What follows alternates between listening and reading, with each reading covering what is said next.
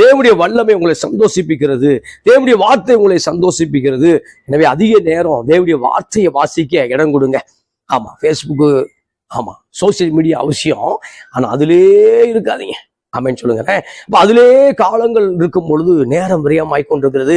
அதுல பார்க்கும் பொழுது சில காரியத்தை பார்க்கும்போது பயத்தின் ஆவி தொற்றிக் கொள்கிறது. பயத்தின் ஆவி போராடி கொண்டிருக்கிறது.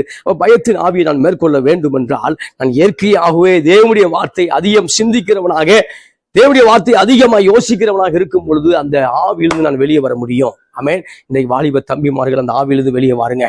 வாலிப தங்கச்சி, ஆமா, வெளியில வாங்க. அந்த அசுத்த வல்லமையிலிருந்து வெளியே வாருங்க. தேவையில்லாத காரியம் அதிகமான ஸ்தோத்திர இன்ஸ்டாகிராம்ல இருக்கக்கூடியவர்கள், அதிகமாய் ஸ்தோத்திர சோசியல் மீடியாவில் இருக்கக்கூடியவர்கள் வெளியே வாங்க. பரிசுத்தமாய் வாழ தீர்மானிங்க. அப்ப ஸ்தோத்திரம், நீங்கள் யாருக்கும் பயப்பட வேண்டிய அவசியம் இல்லை, அச்சப்பட வேண்டிய அவசியம் இல்லை. ஆமென் சொல்லுங்களேன். அப்ப பாவத்தில் இருக்கவங்க தான் பயத்தோடு வாழுகிறார்கள்.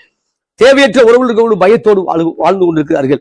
அப்ப இருள் ஸ்தோத்திரம் அதிகரிக்க அதிகரிக்க பயம் உண்டாகி கொண்டிருக்கிறது. எனவே வெளிச்சத்துக்கு நேராக வாருங்கள். அந்த வெளிச்சம் இயேசு என்று சொல்லுகிறேன். அந்த வெளிச்சம் பிரசன்னம் என்று சொல்லுகிறேன். அந்த வெளிச்சம் பரிசுத்த ஆவிக்கு அடையாளமாக இருக்கு என்று சொல்லுகிறேன். அந்த பரிசுத்த ஆவியானவர் உங்களை சந்தோஷிப்பிக்க வல்லமை உள்ள தேவனாக இருக்கிறார். ஆமென் சொல்லுங்களேன். அந்த பரிசுத்த ஆவியானவர் உங்களை உயிரோட்டமாக, உயிரோடு எழுப்ப அவர் வல்லமை உள்ள தேவனாக இருக்கிறார்.